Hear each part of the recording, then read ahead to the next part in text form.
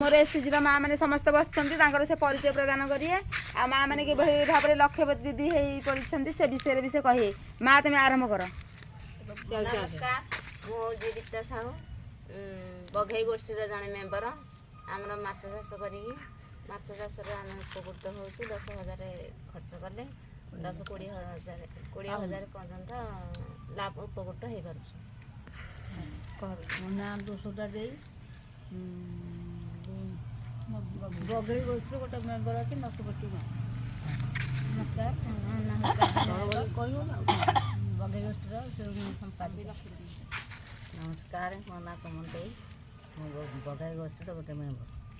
नमस्कार मो ना सुखानी दे बघई गोष्ठी गोटे मेम्बर। धनी दे बघई गोष्ठी गोटे सेक्रेटरी।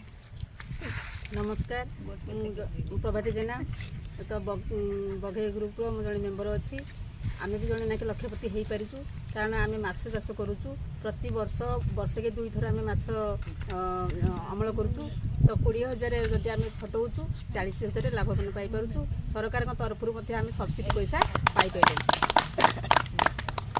महाली दे बघई गोष्ठी गोटे मेम्बर। नमस्कार मो ना भारती मेम्बर बघई गोष्ठी कार्ड बुला